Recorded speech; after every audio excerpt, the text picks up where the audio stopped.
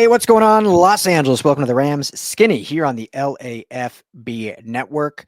We are live on the Rams LAFB YouTube channel. Thank you, as always, for making us a part of your day, hanging out. Make sure to hit that like and subscribe button if you have not already. And as always, you can find all of our Rams content at LAFBnetwork.com. We are Los Angeles Sports, talking all things Rams today. Rams draft is just almost 2 weeks away, which is insane how quick it is there. It felt like an eternity away back before free agency, and we flew through free agency, and now we are flying towards the NFL draft. Joining me, as always, my man rocking the Twins hat today, Mr. Skinny T. What's going on, brother?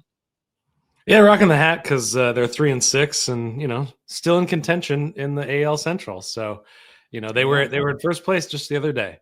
So the whole division was what, 2-5 at one point? Yeah. I don't know how they ended up at top, but they were. There you go. I have evidence. Best hat, maybe. Best hat. Target Field, beautiful stadium. Maybe that was it. I don't know. I mean, I think they're better off than the Rockies are. Rockies are already eliminated. Just awful. But hey, the Dodgers are doing great. So what are they now? 9-1? Or they dropped last night. So I think they're 9-2, right? Yep, that's right. That's a definite NLCS potential matchup with Dodgers and Phillies, I think, for sure. I mean, the Padres are looking good again too. So it's gonna be a really fun year for National League Baseball, I think. Yeah. You got the Mets out there as well with Juan Soto on the team. Yeah. I love baseball. It's so much fun. I love it now that. Yeah, I love now that we cover the Dodgers. I really have gotten so much more into it than I was even just a year and a half ago. I really just didn't care, mainly because I've said this before. It's not like a secret. Like I've grown up a Rockies fan, being from Colorado, and they're just always so god awful that I just really never cared about baseball. 2007 was fun when they went to the World Series, and ever since then, I just haven't cared. Go to Dodgers games since living out here, and I pull for them, which I know is weird being in the same division, but now that we cover them, I've become a legit Dodgers fan. It's fun. And they're obviously the hot ticket in town, and so yeah, baseball is fun. Yeah, when you like the sport, but your team is terrible. Now you're saying since 2007, my team hasn't really won anything since 1991. So, and when I was a little kid, I was watching that series, and I thought this is going to be great, being a Twins fan, and it's been rough. So you find other teams to root for, you find other things to root for. How can you not like a guy like Shohei Ohtani, Mookie Betts? It's a fun team. It is a fun team. Dave Roberts, it's just a fun team. I feel like the Dodgers have become kind of a villain in baseball just because of how much they spend. But I really feel like there's not a single player that's an actual villain. There's not a Juan Soto that everyone just, or what's his name for the Padres that I'm drawing a blank on. Machado? Kind of Machado, but even more so than Machado. Oh, yeah. I can't think of him either. It'll come to me in a minute, but yeah, I feel like maybe I'm just biased since we're fans of them now and live here, but I feel like there's not a Dodgers player that's just hated. No one hates Shohei. No one hates Mookie Betts. Yeah. No one hates Teoscar Hernandez. Everyone, maybe other fans don't like Kike Hernandez just because of his little antics, but I don't think anyone hates. He's a utility man. It's kind of fun. Small little Did you see that funny little hat he had on? I did. Not safe for work. Yes, they blurted out on the post or whatever. Right. Yeah, you guys can look that up. We'll just leave it at that. So anyway, today on Rams Talk, we're talking worst or nightmare draft scenarios. I think we've talked extensively about potential happenings. We've done some mock drafts, looking if the Rams go corner, if and when they take a quarterback. Obviously a linebacker is a need. So we've done extensively on that, but now let's talk for us, per our opinions, what would be the nightmare scenario. And this is, as you alluded to pre-air or pre-recording, just kind of in general. It doesn't have to necessarily be on a single pick. And I don't think we're going to name any players. Maybe you will. But just as a general, on Saturday evening when the draft is over and you're man, that was not a nightmare move. So I'll let you start. I'll let you kick us off. All right. Well, I'm not going to talk any more quarterback. We're done with that. Okay. My opinion is out there. It's a nightmare scenario if they don't draft a I mean, that was going to be one of my nightmare scenarios is if they don't take a quarterback. So, yeah. Oh, okay. Well, we'll talk about it then. Yeah. I won't have a lot to say. Yeah. Anything new? Anything? Not a lot of new stuff anyway. But my first one I'll say is if they stick at 26, I think that's a nightmare scenario. Mm. I think they need to trade up or trade back. So trading up, that allows you to go get the guy that you want. Think if this team was able to add Brock Bowers last year. Now, I love Jared Verse, great addition, defensive rookie of the year, fantastic. But if Brock Bowers was on this team, that offense would have been unstoppable. The defense will question marks there for sure. But it answers all sorts of questions. The tight end situation there, makes Cooper Kupp decision even more easy. They may have moved on from him more sooner than they did so far.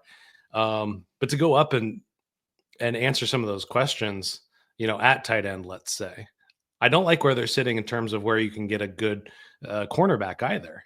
Mm-hmm. I think that, probably the top three options are off the board between 36. And then I wouldn't want to go after a cornerback. I think it would be a reach at 26 to get some of the other guys, any of those non-top three guys there. But then to trade back, you think about all the depth that this team needs to add. Linebacker, where are they going to pick him up? Mm-hmm. Running back, where are they going to go get that guy? So there's lots of needs on this team. It's all depth needs, though. There's a couple high end needs, a cornerback like we've talked about, but they're kind of stuck in this tough area. And Les Snead calls it purgatory, and that's exactly what it feels like. There's just kind of this big gap of talent, and so I think alleviating that by either trading up or trading down will solve this nightmare of being in purgatory. There you go. I mean, I was going to say you're talking like Les Snead was talking, so it really feels like unless is that an insult? You just throw some shade at me for talking in circles like Les Snead? No, I don't mean. I mean in terms of calling it purgatory, and if they staying at 26 not being the best scenario, because Les Snead has basically said everything except we are guaranteed to trade out, but he's basically said like we don't like drafting where we're drafting. Like we called it purgatory for a reason. So and there's, like you said, there's a lot of like, unless the board just falls and like a bunch of quarterbacks end up going, like Milrose sneaks into the first round, and maybe even Shuck sneaks into the first round, and so you get like 4 or 5 QBs go instead of the projected like 2, maybe 3, and that pushes some guys back, similar to last year, how Jared Verse kind of fell in their lap. I agree. I think a trade seems much more likely. So my first nightmare scenario is if the Rams take a wide receiver in the first round. I won't say total, like in the draft. I think, it's always smart to add a receiver at some point, just because you keep 6 or 7 of them on the roster. So it's very smart to take one at some point. But in the first round, to me, would not be a wise pick. I think Chad Reuter of NFL.com, his most recent mock, had the Rams actually trading back with the Eagles, I think, to 32, and then had them taking a receiver at 32. And his reasoning was, it's never a mistake to give Matthew Stafford more weapons, blah, blah, blah. And if you watch the Rams or cover the Rams, Matthew Stafford doesn't need more weapons because he only throws to 1 or 2. I just don't think it'd be wise to use a first rounder on a position that potentially will end up like Tutu Atwell, getting, 1 to 2 targets, if that, a game, just because we know, based on not just with the Rams, based on history with the Lions too, as great as Matthew Stafford is. I don't want to get into it. We've talked a ton about, is it Stafford doing it? Is it McVay? Is it the play call? What is it? But we know that he keys in on specific guys. And so I think it's safe to say going into this year, it's going to be the Puka Nacua and Devontae Adams show, barring any injuries. So why add a talented prospect that really won't get any touches? And they just signed Tutu Atwell to a 1-year, $10 million deal. Sean McVay has come out publicly and said it's his fault for his usage. They need to use him more. So seemingly they want to get him more involved. Jordan Whittington showed last year, when healthy, when needed, he was very capable of being a good receiver. We know they want to add to the tight end room and add a more talented pass catcher alongside Tyler Higbee. So getting that person involved. So to me, adding a first round wide receiver would be basically meaningless because it's a guy that's just not going to play. That's my first nightmare. Yeah, 100%. And I think the first round wide receivers as well is kind of a big question mark as well. Even the guys towards the very top, there's question marks about Tet McMillan. Emeka Egbuka is kind of all over the place in terms of of where he's being drafted. He might be available there at 26, maybe 32. But this isn't like a Jamar Chase situation or Justin Jefferson where there's a handful of fantastic guys. I mean, there was that year with Jerry Jeudy and CD Lamb and all sorts of guys in that class. That's not this year. I mean, I think that running back is actually probably more compelling. I'd be more for a running back in the first round this year than I would in any other round. I mean, that's probably the only time I would say draft first round is if there's a good running back hanging out there for you.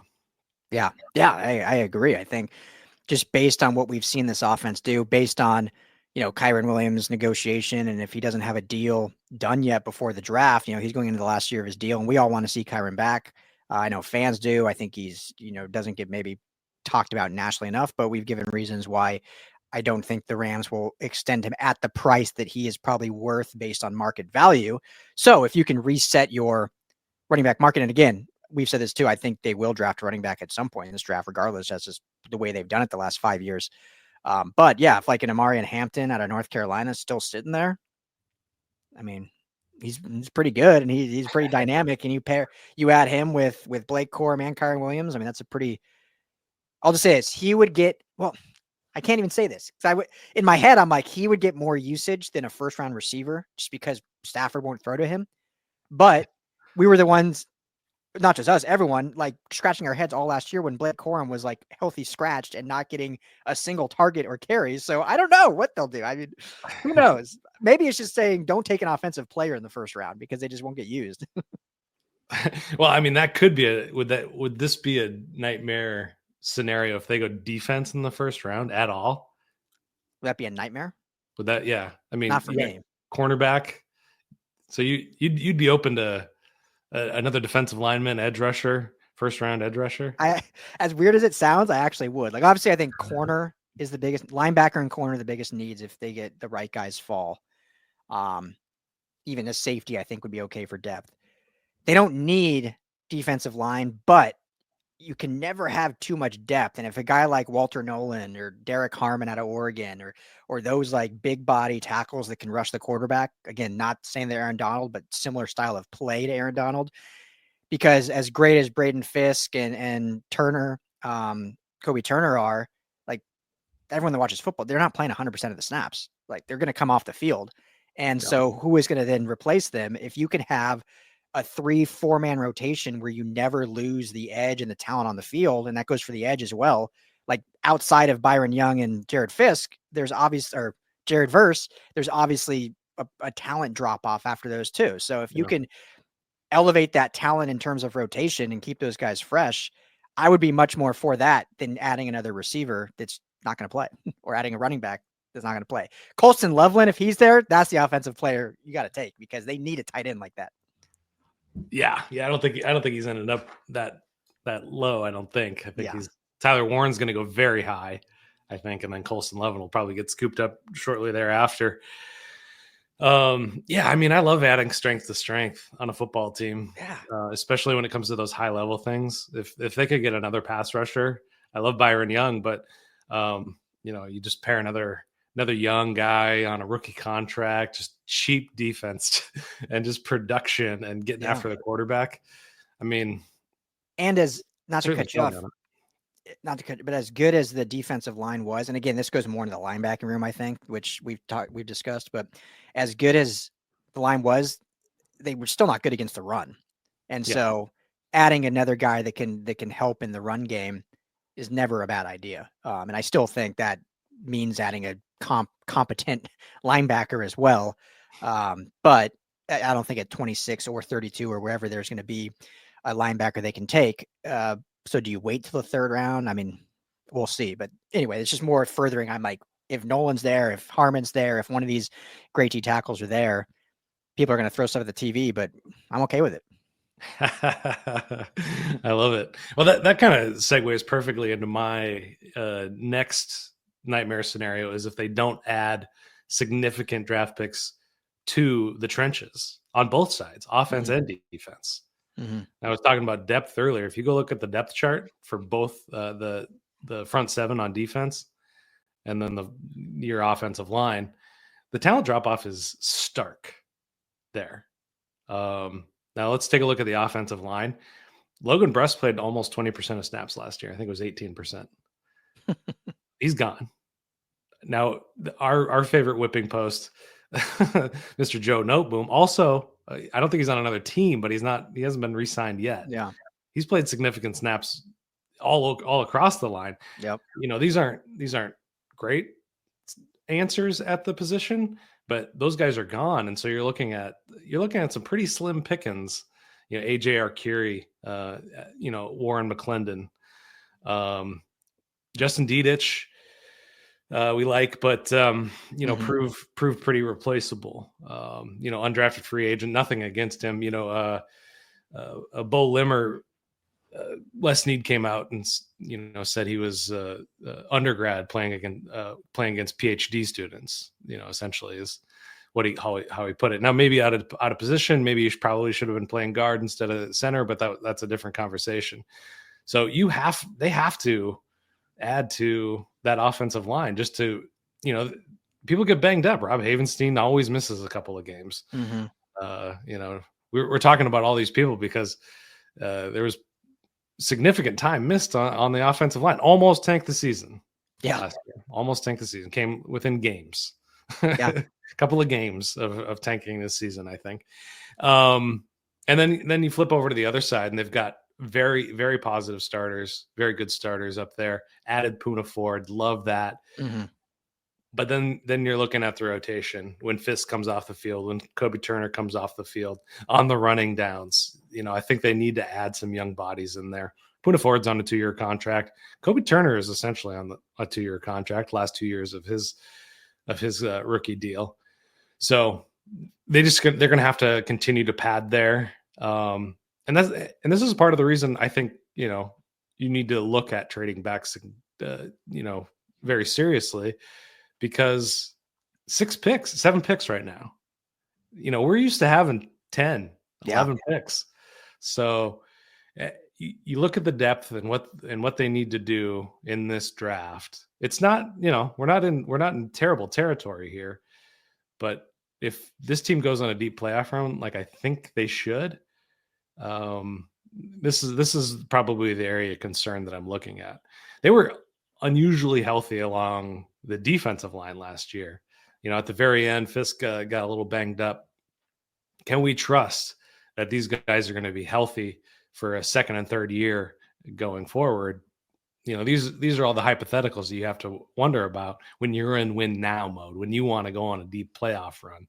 If Poona Ford misses significant time or Jared Verse misses significant time, big drop off.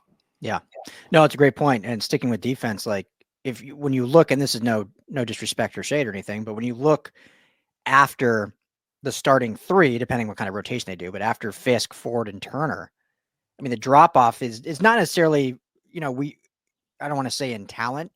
It's just that we haven't seen it because there's no real production or playing time. You look at, just DeJuan Johnson, Tyler Davis, and Laurel Murchison.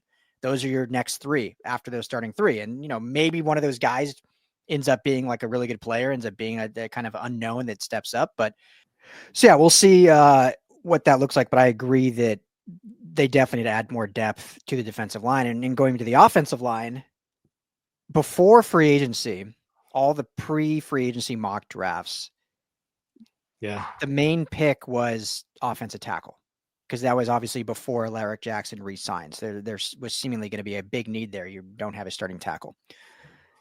The more I think about it, Skinny, like that's kind of actually my sleeper pick for the first round, because yes, you just signed Alaric Jackson, but Rob Havenstein is not only getting up there in years, but his contract is nearly up as well. And I think they want to keep him and have him retire at Ram, but it wouldn't be unfeasible for them to take a tackle for the future or just more competition, or one of these guys that has tackle versatility that can play tackle or guard, similar to like what they hoped in Joe Noteboom, but just never really panned out. So I'm not saying I want them to do that in the first round, but I think that's a little bit of a sleeper pick because it is a depth issue. And it's not like they're taking in the top 10 where you pick like a Joe Alt from last year. Like that guy needs to start like at 26 or 32 or whatever happens. They trade back. Like you're taking a guy that isn't even guaranteed to start anyway. It's just a top tier more at that position. So yeah, I agree with you that, yeah, they definitely need to hit the trenches in the draft, and maybe a tackle's a sleeper in the first round. Gray Zabel, baby. He can play anywhere. Maybe. There you go. There you go. So, all right, I'll just get this out of the way now. My second nightmare scenario would be if the Rams do not take a quarterback at some point in this draft. I won't talk a ton on it, but they obviously need to find that guy of the future.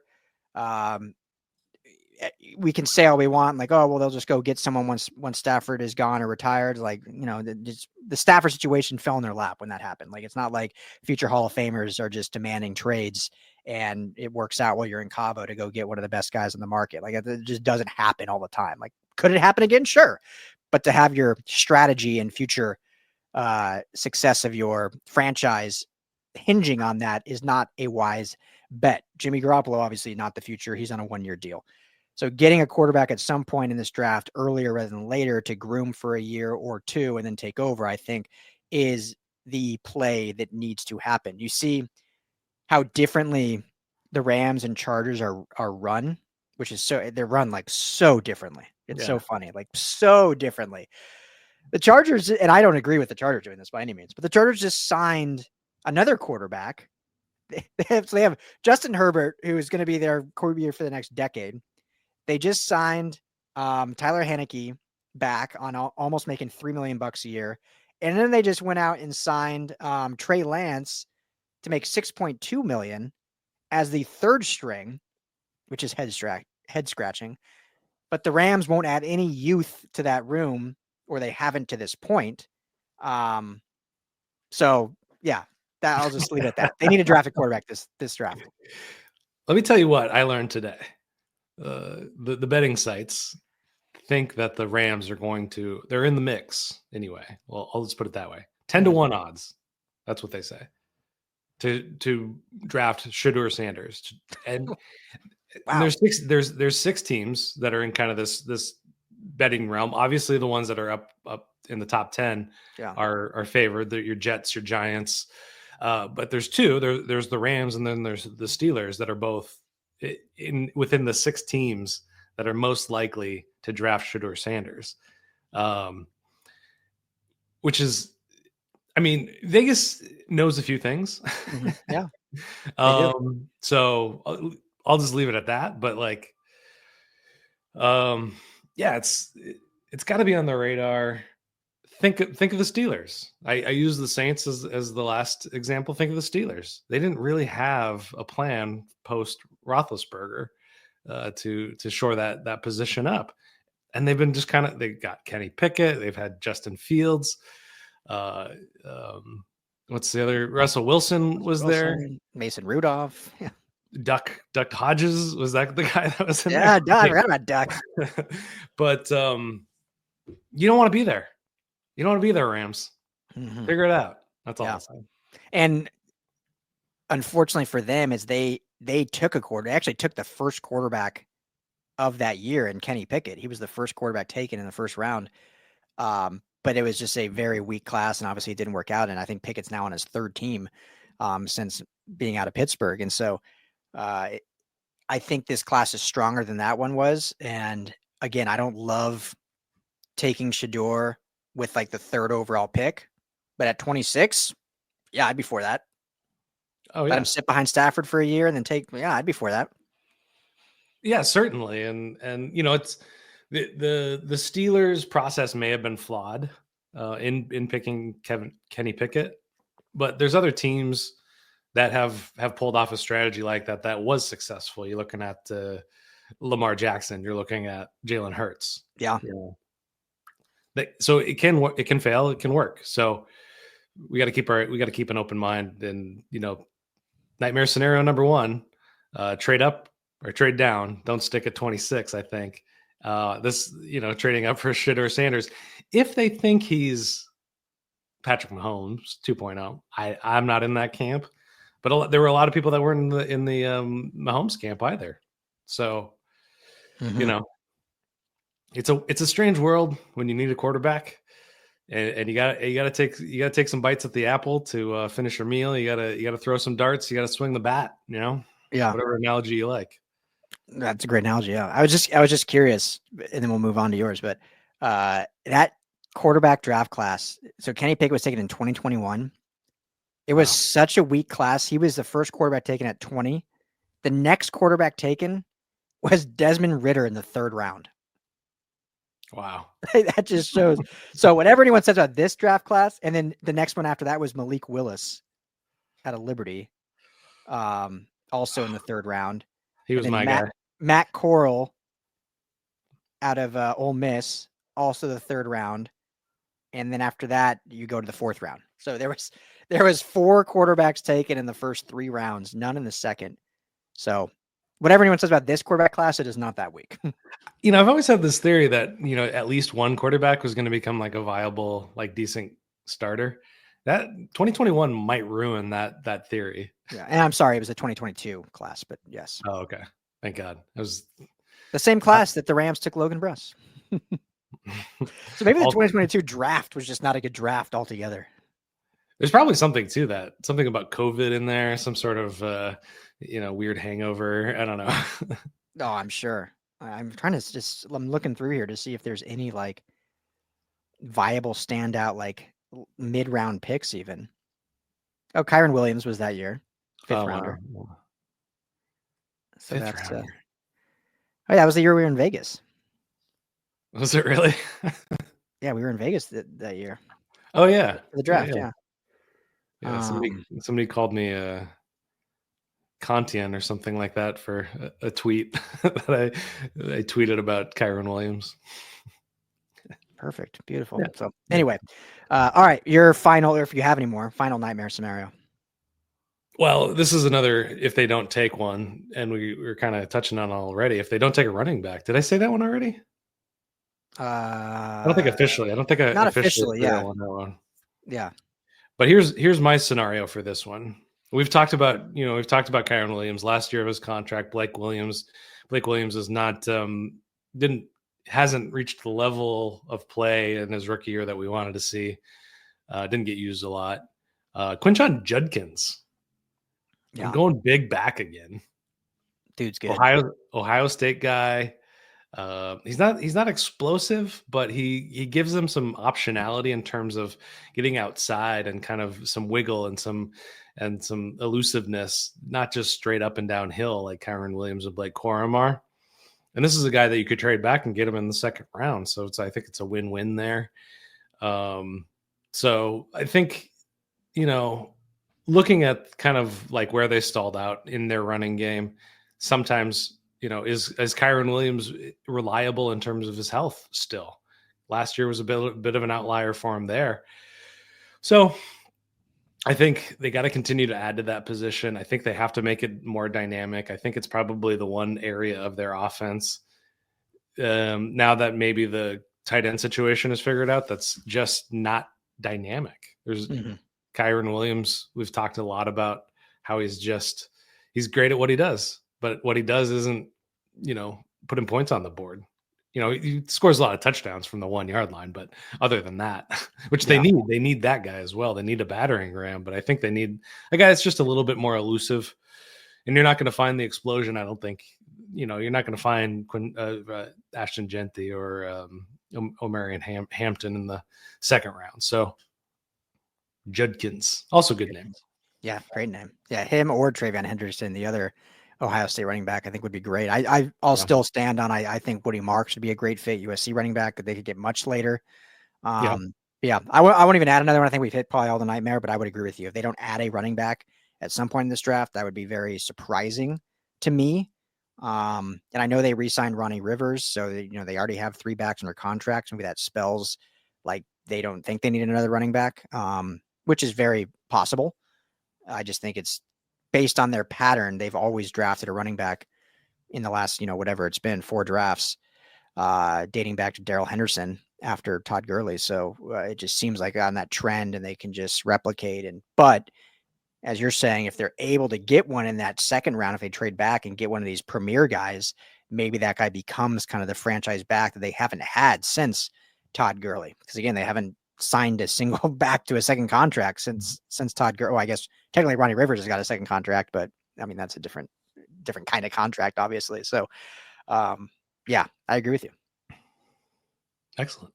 Yeah. So, yeah, I don't got any more nightmare. I think those are I think other than that, they're pretty, just don't do those 5 things and be a good draft.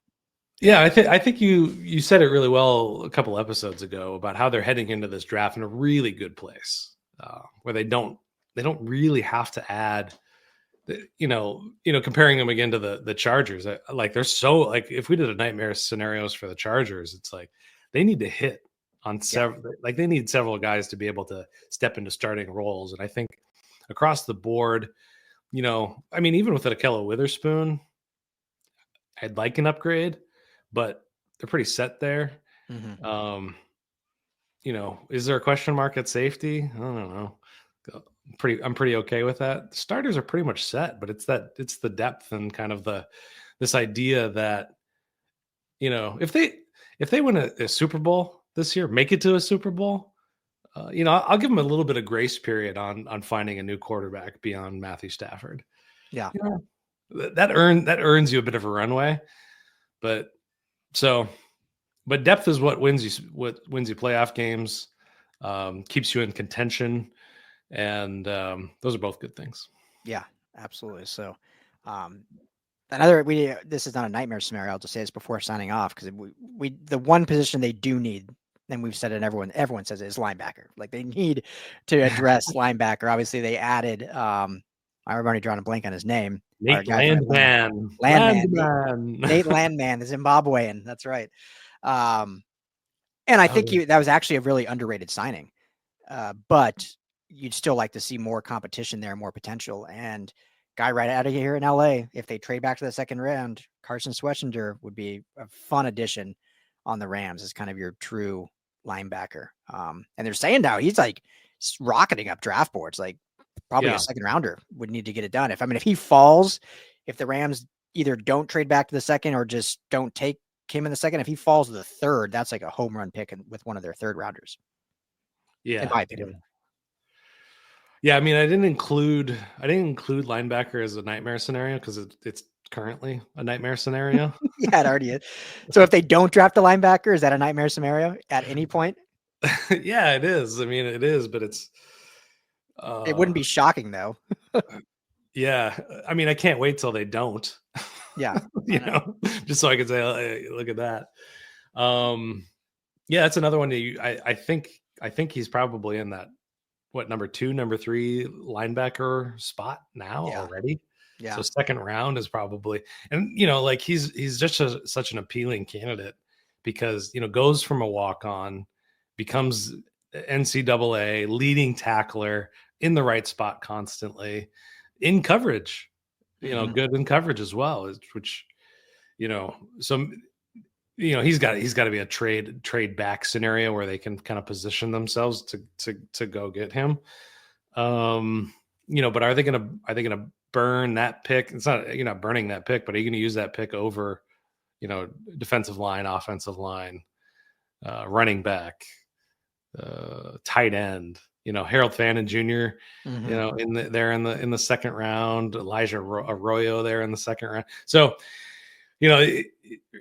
when you really peel it back, the second round becomes very, very interesting for the Rams. And interesting, but what I mean by that is it's very telling about what they see as their priorities there. Mm-hmm. And that'll shed a lot of light. I'm very open to Schwarzenegger. I'm just very I'm just very skeptical that he's going to be anywhere near where the Rams can snag him. Yeah, exactly. How high will he go is the true question. So, well, I think that'll do it. So let us know what you guys say. What are your nightmare scenarios. I bet if we do get a lot of comments, I bet many people's nightmare scenarios will be taking a quarterback in the first round, which we are for, but I don't think many fans are for, because obviously I get it. It doesn't help right now. Right. But if that's your nightmare, let us know. We'd love to hear it. Comment below.